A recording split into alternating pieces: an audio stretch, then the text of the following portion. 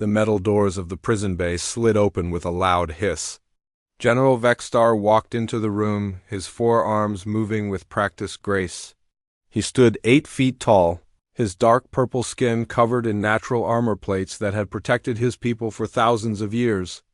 Sharp claws clicked against the metal floor as he moved between the rows of prison cells. Behind him walked Commander Zix, carrying a datapad that glowed with prisoner information. The commander was smaller than the general, but still much larger than most of the creatures locked in the cells. Both aliens wore the black and silver uniforms of the Zephyrian Empire, the most feared military force in this part of the galaxy. "Show me the new prisoners from the Kepler Station battle," General Vexstar said. His voice was deep and rough, like rocks grinding together. "I want to see what kind of weaklings dared to fight against the Empire." The prison bay held dozens of creatures from different worlds.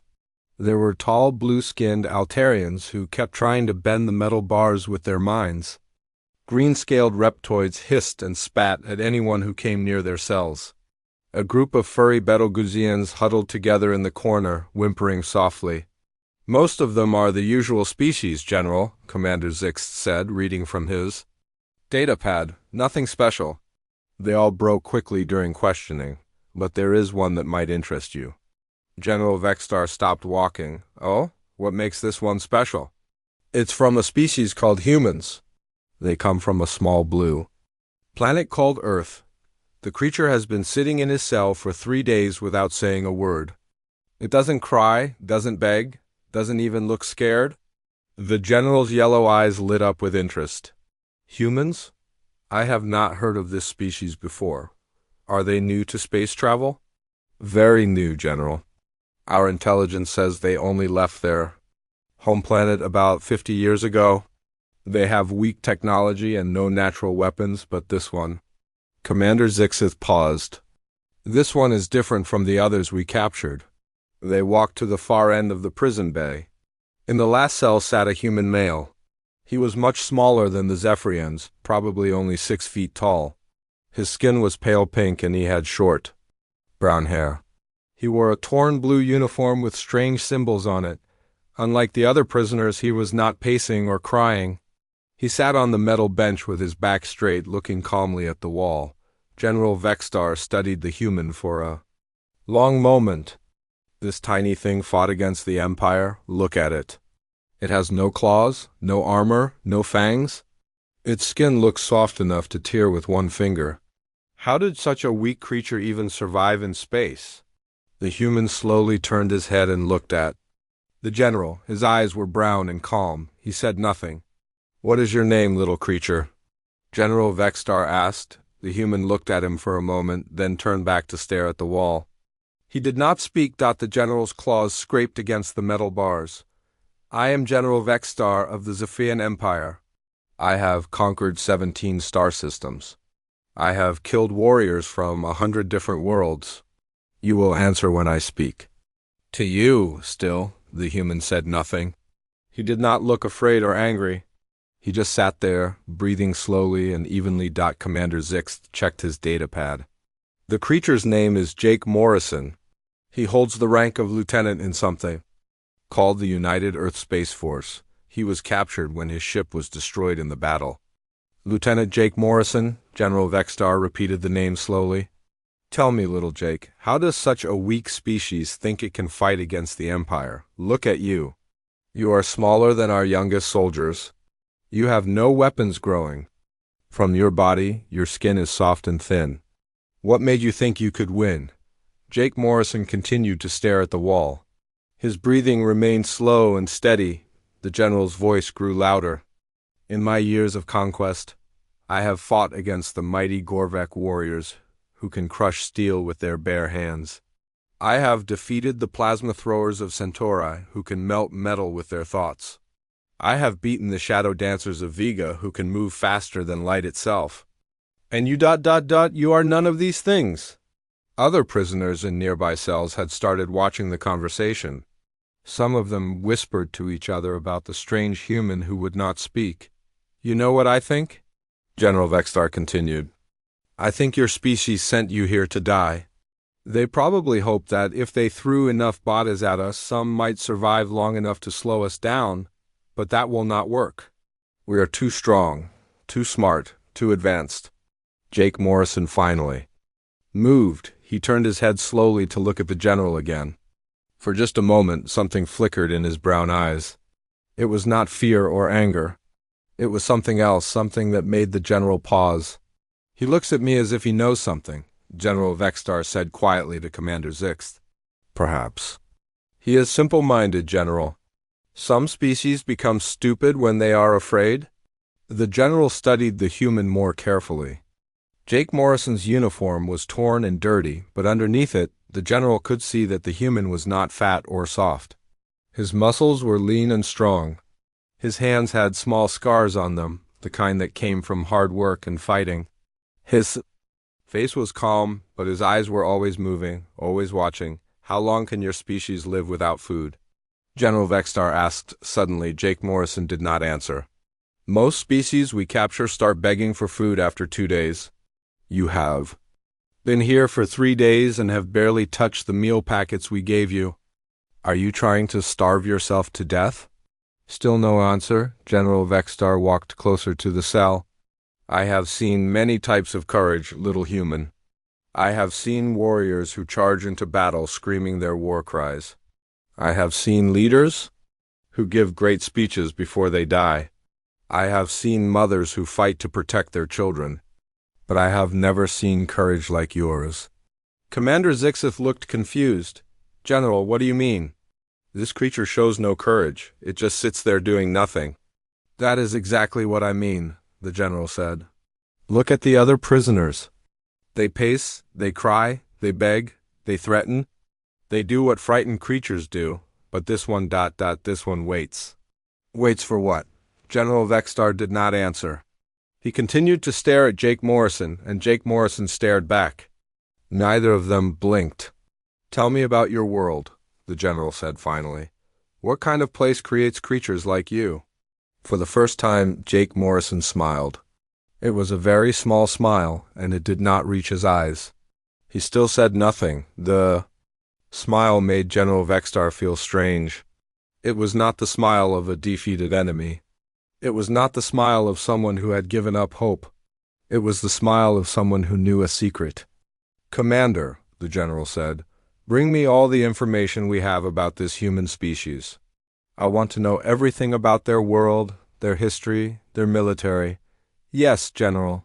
Should I prepare the usual interrogation methods? General.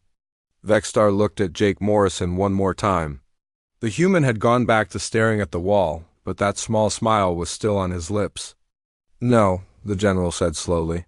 I think this one requires a different approach. Something tells me that normal interrogation will not work on him. As they walked away from the cell, General Vextar could not shake the feeling that he was missing something important.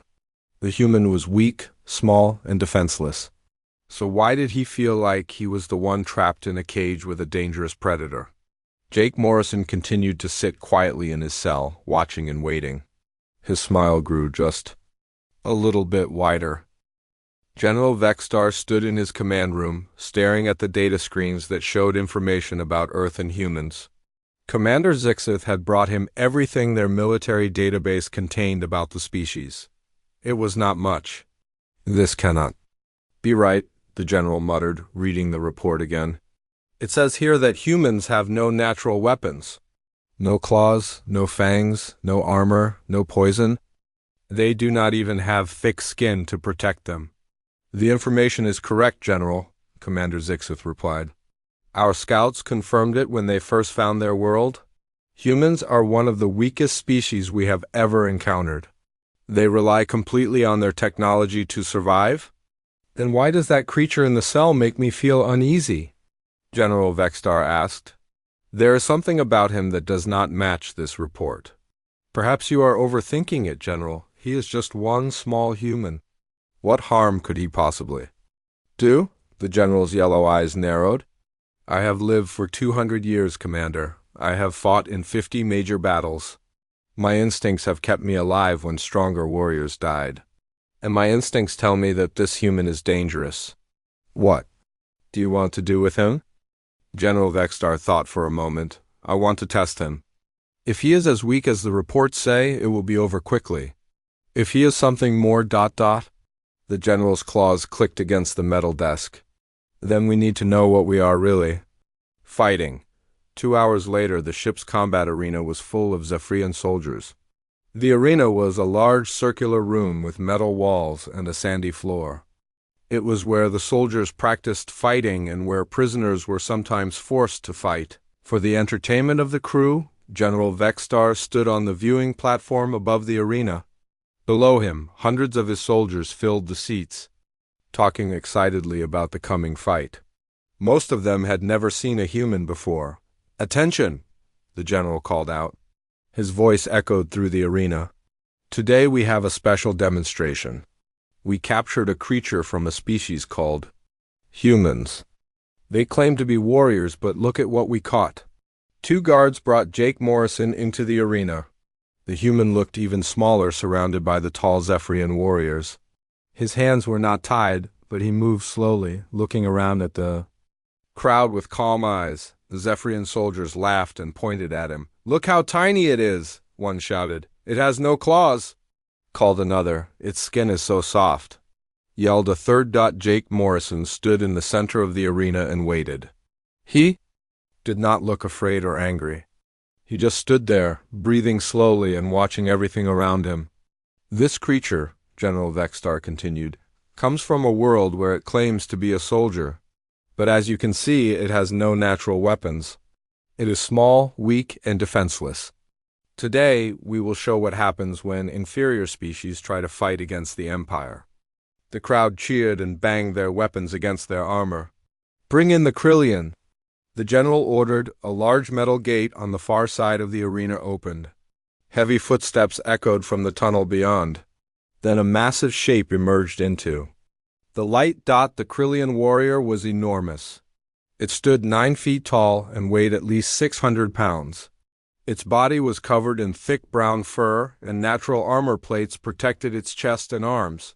Its claws were as long as knives, and its teeth were sharp enough to bite through steel. When it saw Jake Morrison, it let out a roar that shook the arena walls. The Zephyrian soldiers cheered louder. They had seen Krillians fight before. The creatures were incredibly strong and aggressive. They could crush bones with their bare hands, and move surprisingly fast for their size. Jake Morrison looked at the Krillian warrior. He tilted his head slightly as if he was studying it. Then he began to walk slowly around the edge of the arena. "What is he doing?" Commander Zixith asked. "I think he is looking for a way to escape," General Vexstar replied. "But there is nowhere to go." The Krillian warrior watched Jake Morrison circle the arena. It was not used to prey that moved so calmly. Most creatures either charged at it or tried to hide. This small human just kept walking, looking at the walls, the floor, and the ceiling. After a full minute of this, the Krillian grew impatient.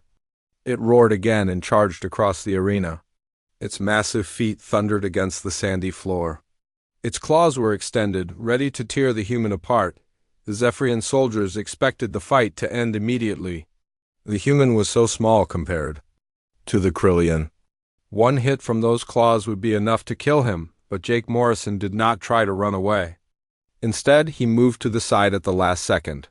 The Krillian's charge carried it past him and straight into the arena wall. The impact was so hard that pieces of metal fell from the ceiling. The crowd went quiet for a moment. That was not what they expected to see. The Krillian shook its head and turned around. It was angry now. It had been made to look foolish in front of all these soldiers. It roared louder than before and charged again. Again, Jake Morrison stepped aside. This time, the Krillian tried to change direction, but it was too big and moving too fast. It crashed into another wall, leaving a dent in the metal. "He's just running away," one of the soldiers called out. "Make him fight," but General Vexstar was watching more carefully. Jake Morrison was not just avoiding the Krillian's attacks. He was learning from them. Each time the creature charged, the human moved a little differently.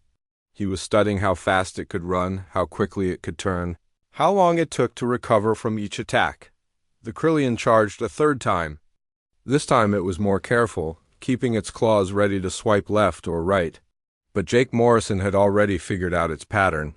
He ducked under the claws and rolled to the side.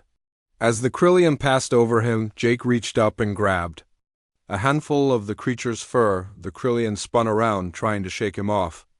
But Jake Morrison held on tightly. He swung his body up onto the creature's back and wrapped his arms around its thick neck. The Krillian went wild.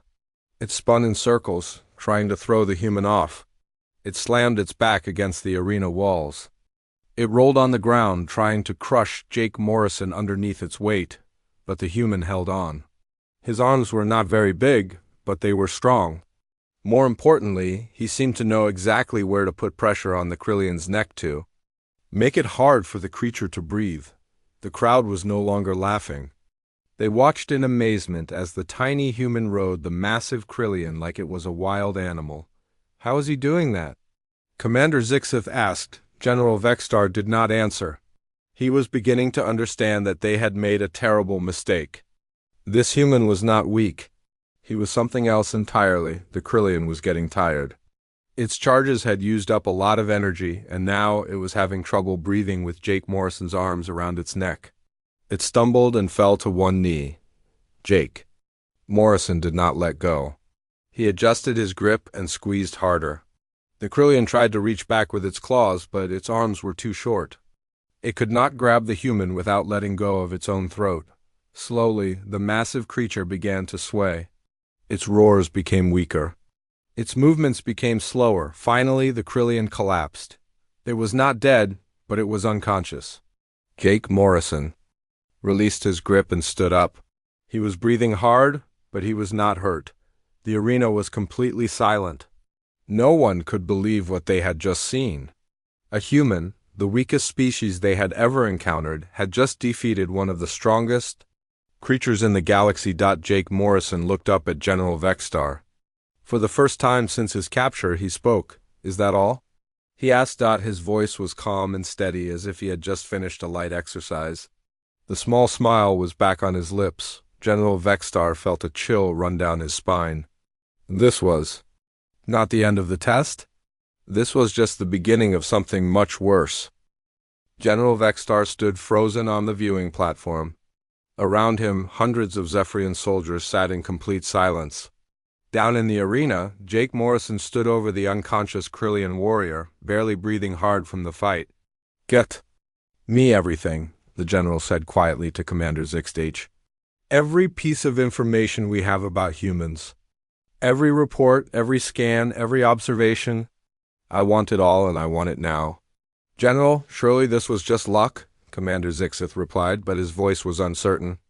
No species can be that much stronger than our intelligence reports suggest. Look at him, General Vexstar pointed down at Jake Morrison. Does that look like luck to you? That creature just defeated a Krillian warrior using nothing but technique and endurance. Our best soldiers struggle to fight Krillians with weapons and armor. Down in the arena, Jake Morrison was examining the unconscious Krillian. He checked its breathing and pulse, then looked up at the general again. He could have killed it, the general realized. He held back. He only used enough force to win, not to kill. Why would he do that? Commander Zixith asked. Because he is a soldier, not a murderer, General Vexstar said. And that makes him more dangerous, not less. The general turned to address his troops. Everyone return to your duties. The demonstration is over. His voice carried across the arena, but many soldiers were slow to leave. They kept looking back at the human who had done the impossible. As the arena emptied, General Vexstar walked down to the fighting floor. Jake Morrison was sitting on a bench, drinking water from a bottle that one of the guards had given him. He looked up as the general approached. That was impressive, General Vexstar said. How did you learn to fight like that? Jake Morrison finished drinking and wiped his mouth with the back of his hand. Basic training, he said simply. Basic training? The general's voice rose. You defeated a Krillian warrior with basic training? Every human soldier learns hand-to-hand combat, Jake replied. It's part of our standard education. General Vexstar felt another chill. If this was what humans considered basic training, What were their advanced warriors capable of? Take him back to his cell, the general ordered the guards. But treat him with respect. He has earned that much. As Jake Morrison was led away, he looked back at the general one more time. You should ask yourself why you have never heard of humans before now, he said. We've been watching you for a long time. Back in his command room, General Vexstar paced back and forth while Commander Zixith worked at the data terminals. The screens showed star maps, intelligence reports, and battle records. I have been through everything twice, Commander Zixith said. The information about humans is very limited. Most of our data comes from long-range scans of their world. What? About direct contact? Have we ever sent ships to their system? We sent 3 scout ships to the Sol system 5 years ago. Only one returned. The pilot reported that the human defenses were stronger than expected, but the ship was damaged and much of the data was lost. General Vexstar stopped pacing. 2 of our scout ships were destroyed by humans 5 years ago, and nobody thought this was important enough to investigate further. The High Command decided that humans were not a priority threat. Their technology appeared primitive compared to ours. The lost ships were classified as acceptable losses during routine exploration. Show me the pilot's report. Commander Zixith brought up a file on the main screen. The report was short and marked with several gaps where data had been corrupted. Scout ship Talon encountered unexpected resistance at the 3rd planet of the Sol system, Commander Zixith read. Human defensive capabilities exceed initial estimates. Recommend further study before major operations. Warning: human ships demonstrate unusual tactical flexibility and endurance. Crew appears capable of operating under extreme conditions that would incapacitate most species. That's it? General Vexstar asked. That's all the warning we received? There's one more note at the end, Commander Zixtage said. The pilot wrote, humans fight like they have nothing to lose and everything to gain. Recommend extreme caution. General Vexstar walked to the large window that looked out into space. Somewhere out there was Earth, home to billions of creatures like Jake Morrison. The thought was disturbing. Commander, I want you to run a deep scan on the human prisoner.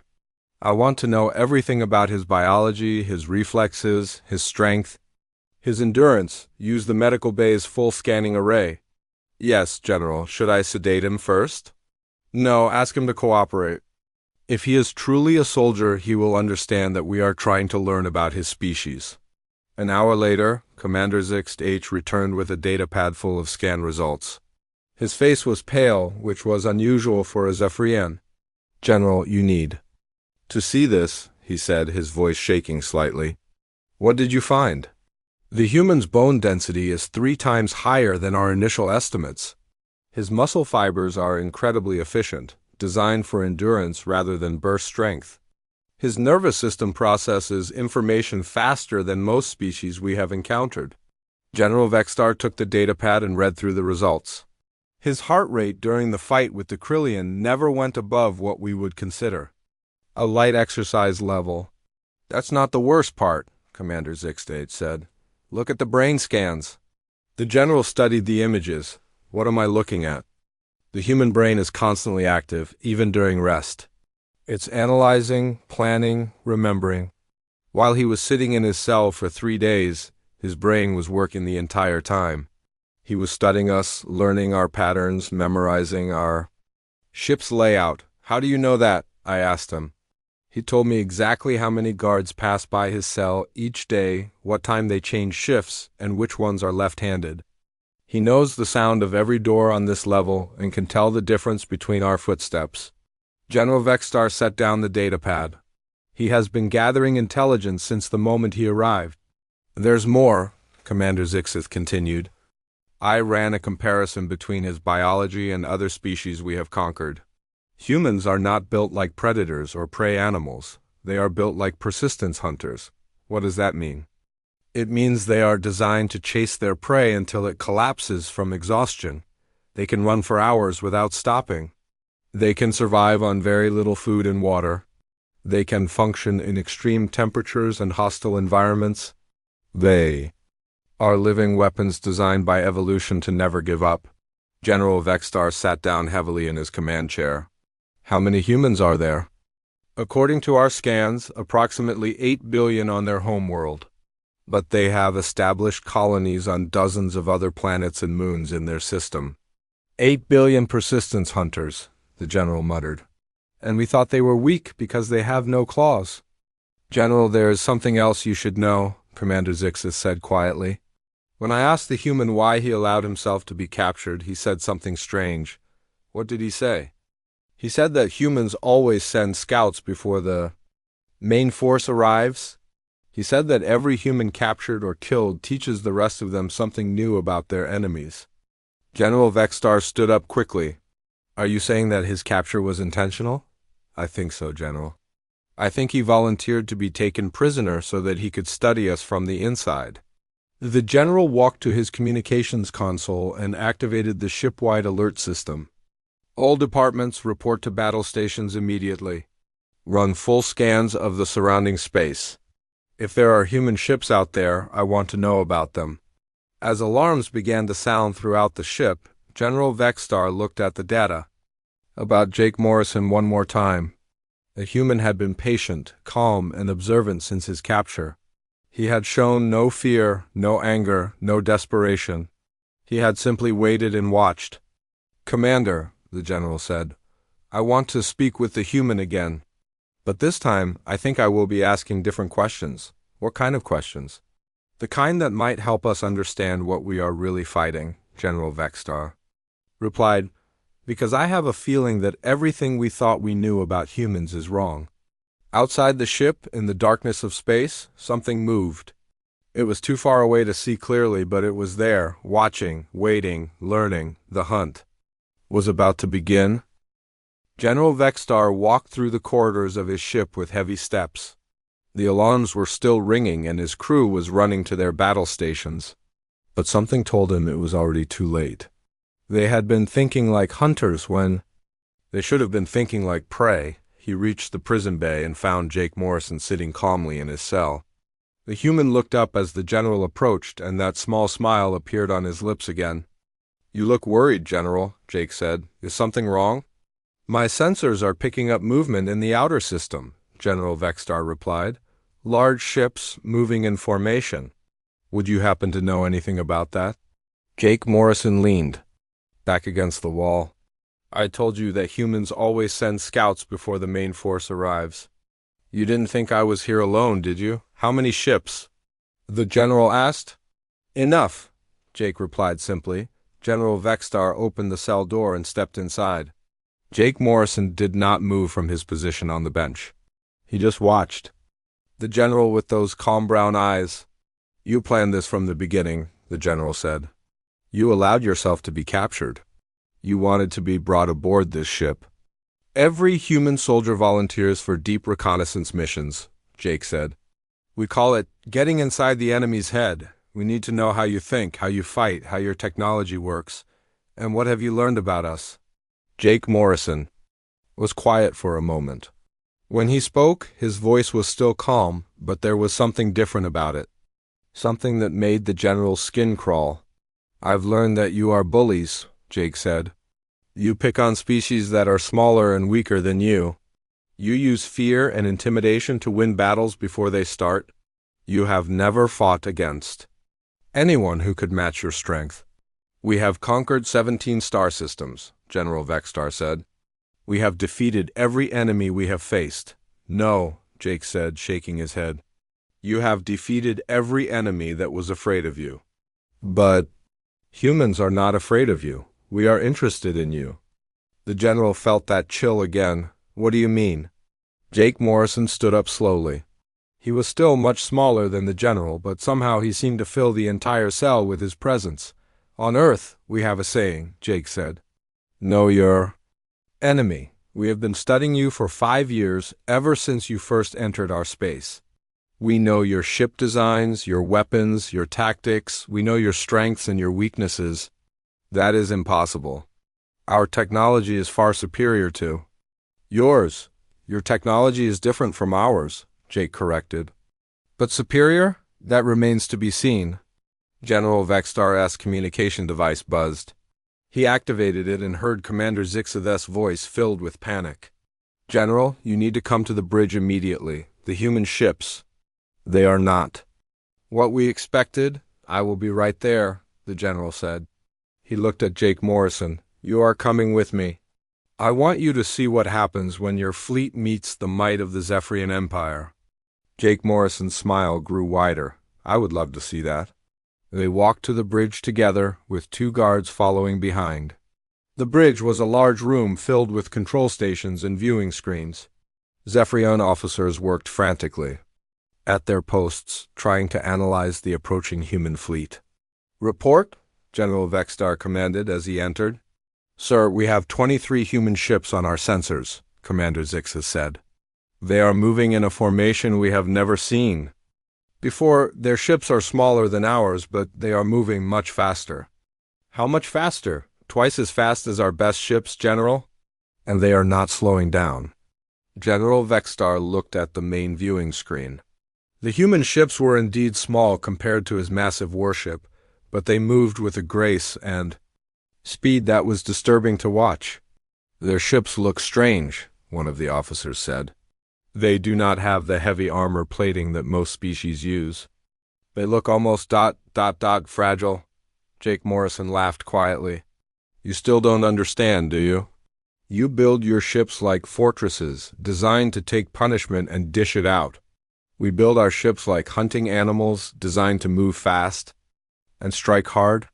Human ships cannot possibly match our firepower, General Vextar said. You're right, Jake agreed. One of our ships probably can't match one of yours, but we don't fight one-on-one. We fight as a pack. As if to prove his point, the human ships suddenly changed formation. They spread out into a wide circle around the Zephyrian warship, moving so fast that the alien sensors had trouble tracking them. They are surrounding us, Commander Zixith said. Should we open fire? Not yet, General Vextar said. Let them come closer. Once they are in range, we will destroy them all with one volley. That's what you told the Krillian, Jake Morrison said quietly. Let the enemy come close, then crush them with superior strength. But what happens when your enemy is faster than you are? Before the general could respond, the human ships opened fire, but they did not fire at the Zephyrian warship. Instead, they fired at each other. What are they doing? Commander Zixith asked in confusion. Jake Morrison watched the screen with professional interest. They're using the slingshot maneuver. Each ship fires a cable at the ship next to it, then uses the momentum to accelerate even faster. It's a technique we developed for fighting in asteroid fields. The human ships were now moving so fast that they appeared as streaks of light on the screen. They spiraled around the Zephyrian warship in a complex pattern, getting closer with each pass. Open fire, General Vextar commanded. All weapons. The massive warship's guns began to fire, filling space with energy beams and explosive projectiles. But the human ships were too fast and too unpredictable. They dodged between the shots with ease, their pilots making split-second decisions that no computer could calculate. Impossible, Commander Zixith muttered. No species can react that quickly. Humans can, Jake Morrison said. We've been persistence. Hunters for millions of years. We learned to track fast-moving prey through thick forests and across open plains. Our reflexes are designed for exactly this kind of combat. One of the human ships broke away from the formation and headed straight for the Zephyrian warship. The alien gunners focused their fire on it, but the small ship twisted and turned through the barrage without taking a single hit. What is that ship doing? General Vextar demanded. It's a distraction, Jake said. While you're focused on that one ship, the others are getting into position. The general looked at the screen again.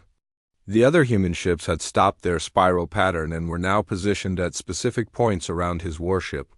They were no longer moving, just hanging in space. Fire on the stationary targets, he ordered, but before his gunners could respond, the human ships opened fire again. This time, they were not firing at each other. They were firing at the Zephyrian warship, but not with conventional weapons. What are they shooting at us? Commander Zixif asked. Jake Morrison looked at the tactical display. Magnetic grappling hooks. They're designed to stick to metal hulls and can't be shot off easily. The general watched in horror as dozens of cables attached themselves to his ship. The human vessels were now physically connected to his warship, and they were using their engines to pull in different directions. "They're trying to tear us apart," Commander Zixith shouted.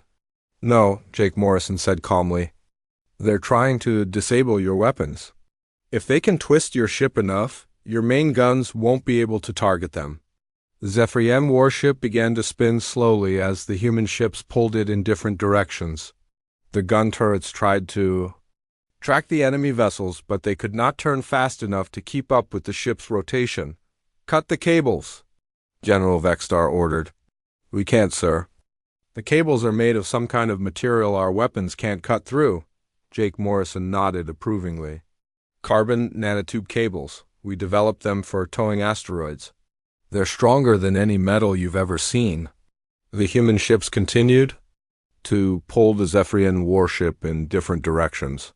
The massive vessel groaned and creaked as the stress began to affect its structure. "This is impossible," General Vexstar said. "How can such small ships overpower a ship this size?" "Because we're not trying to overpower you," Jake Morrison explained. "We're using your own mass against you. The bigger you are, the harder it is to control your movement when someone else is pulling the strings." Suddenly, all the human ships stopped pulling. The Zephyrian warship continued to spin, but now it was moving in a straight line toward the nearest planet. "They're going to crash us into the planet," Commander Zixith screamed. "No," Jake Morrison said, checking his watch. "They're going to give you exactly 30 seconds to surrender before they do something much worse." General Vexstar looked at Jake Morrison with new understanding. This human had not been captured. He had been delivered. Everything that had happened since his arrival had been part of a carefully planned operation. "You knew this would happen," the general said. "You knew exactly how this battle would unfold." "I helped plan it," Jake Morrison replied. "Every piece of information I gathered while I was here was transmitted to the fleet. They knew the exact position of your weapons, the strength of your shields, and the weak points in your hull." "How did you transmit information? We scanned you for communication devices." Jake Morrison smiled and tapped the side of his head. "Subcutaneous. Implant, biological circuitry grown into my skin." General Vexstar stared at Jake Morrison for a long moment. Around them, the bridge crew worked frantically to regain control of their spinning ship. Warning lights flashed red, and the sound of stressed metal filled the air. "You want me to surrender my entire ship to you?" the general asked. "Not to me," Jake Morrison replied. "To Admiral Kate Sullivan. She's commanding the fleet from the ship that's directly in front of you." General Vexstar looked at the main screen. One of the human ships had moved closer than the others. It was sleek and fast-looking, painted white with blue markings. Compared to his massive warship, it looked like a small fish swimming next to a whale. "That tiny ship contains your admiral?" Commander Zixth asked in disbelief. "The Liberty's Dawn," Jake said with obvious pride. "She's not the biggest ship in our fleet, but she's the smartest. Admiral Sullivan designed most of the tactics you just experienced." A communication signal came through the ship's speakers. The voice was female, calm, and spoke perfect Zephyrian. "General Vexstar, this is Admiral Kate Sullivan of the United Earth Space Force. I believe you have one of my officers aboard your ship." General Vexstar activated his communication system. "Admiral Sullivan, I am General Vexstar of the Zephyrian Empire. Your officer is unharmed, but he is my prisoner." "Actually, General, I think you'll find that you are his prisoner," Admiral Sullivan replied. "Lieutenant Morrison, are you listening?" "Yes, Admiral," Jake said loudly. "Mission accomplished. I have complete intelligence on their ship design, weapons, and tactical procedures. Excellent work, Lieutenant." "General Vexstar, I'm sure you're beginning to understand that this entire situation was planned from the beginning." General Vexstar felt his anger rising. "You used that creature as bait to capture my ship." "We prefer to think of it as advanced reconnaissance," Admiral Sullivan said. Lieutenant Morrison volunteered for this mission. Every piece of information he gathered has been transmitted to our fleet. We know everything about your ship now. Even if that is true, you cannot defeat the entire Zephyrian Empire with 23 small ships. There was a pause before Admiral Sullivan spoke again. General, I think you should look at your long-range sensors. Commander Zix worked quickly at his control station. After a moment, his face went pale. General, I'm reading multiple fleets moving toward our position, hundreds of ships. That's impossible, General Vexstar said. Our intelligence report said humans only had a small space force. Jake Morrison laughed. Your intelligence reports were 5 years old. We've been very busy since then. Every ship that humans built in the last 5 years was designed with one purpose: fighting the Zephyrian Empire. We studied every battle you ever fought, Admiral Sullivan's voice continued. We analyzed your tactics, your technology, your psychology. We learned that you rely on fear and overwhelming force to win battles quickly. So we designed our ships to be fast instead of strong, Jake added. We trained our pilots to work together instead of fighting alone. We built weapons that disable instead of destroy because we wanted to capture your technology, not blow it up. General Vexstar looked at the tactical display. More and more human ships were appearing on his sensors. They came from every direction, moving in coordinated groups. Each group used different tactics, but they all worked together like parts of a single organism. How many ships do you have? The general asked quietly. Enough, Admiral Sullivan replied. General, I want you to understand something. This is not just a battle between our fleets. This is a choice about the future of this part of the galaxy. What do you mean? The Zephyrian Empire has conquered 17 star systems by using fear and brutality. You attack species that cannot defend themselves. You enslave populations that surrender to you. You rule through terror. General Vexstar's claws clicked against his control panel. We rule through strength. That is the natural order. The strong survive, the weak serve. That might work when you're the strongest species in the galaxy, Jake Morrison said. But what happens when you meet someone stronger than you? Humans are not stronger than us, General Vexstar insisted. You're right, Jake agreed. We're not stronger.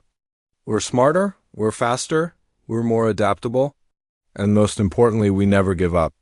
Admiral Sullivan's voice came through the speakers again. General, I'm going to tell you something that will help you understand what you're really fighting against. Humans evolved on a world that tried to kill us every single day. We survived ice ages, volcanic eruptions, plagues, predators, and countless natural disasters. We learned to work together because working alone meant death. Every human child learns to hunt, to track, to survive in hostile environments, Jake added. We don't have claws or armor or natural weapons, so we had to become the weapon. We had to become smarter than everything else on our planet. And now we're smarter than everything else in space, Admiral Sullivan continued. General, you and your empire are not our enemies. You're just another challenge to overcome. And we always overcome our challenges. General Vexstar looked around his bridge. His officers were watching him, waiting for orders. Some looked afraid. Others looked angry. All of them looked confused. What do you want from us? The general asked. We want you to stop, Admiral Sullivan said simply. Stop conquering innocent species. Stop enslaving populations. Stop spreading fear and hatred across the galaxy. And if we refuse? Then we will stop you ourselves, Jake Morrison said. His voice was still calm, but there was no doubt that he meant every word. We will hunt down every Zephyrian ship. We will liberate every world you have conquered. We will dismantle your empire piece by piece until nothing is left. You would commit genocide against my entire species? General Vexstar asked. No, Admiral, Sullivan replied. We don't want to kill anyone. We want to teach you a better way to live. The galaxy is big enough for all of us, but only if we learn to share it peacefully. Commander Zixith leaned over to whisper in the general's ear. Sir, Our long-range sensors are detecting more human fleets throughout the Empire. They're not just here, they're everywhere. General Vexstar closed his eyes for a moment. When he opened them, he looked directly at Jake Morrison. How long have you been planning this? Since the day your first scout ship entered our solar system, Jake replied. We spent 5 years learning everything we could about you. We built our entire military around defeating yours specifically. Every human ship, every weapon, every tactic was designed with one goal, Admiral Sullivan added. To defeat the Zephyrian Empire without destroying it. We don't want to rule the galaxy, General. We just want it to be safe. General Vexstar walked to the communication console. His hands shook slightly as he activated the ship-wide broadcast system. Attention all crew, he said. This is General Vexstar. I am ordering all weapons to power down. We are surrendering to the human fleet. The bridge went silent except for the hum of electronics and the distant sound of the ship's engines. Admiral Sullivan, the general said, I accept your terms. What happens now? Now we talk, the admiral replied, and we figure out how to build a better galaxy together. Jake Morrison stood up and walked to the bridge's main window. Outside, human ships surrounded the massive Zephyrian warship like a pack of wolves around a fallen giant, but they were not attacking. They were waiting. General, Jake said without turning around, you asked me earlier what kind of world creates creatures like humans. I'll tell you now. It was a world that taught us that the strongest predator is not the one with the biggest claws or the thickest armor. What is it then? General Vexstar asked. Jake Morrison turned to face him, and his brown eyes held the wisdom of millions of years of evolution. The strongest predator is the one that learns from every hunt, adapts to every challenge, and never stops improving. We are what we are because our world made us into the ultimate survivors. And now, General, you're going to learn what that really means. In the distance, more human ships continued to arrive. The hunt was over. The real work was just beginning.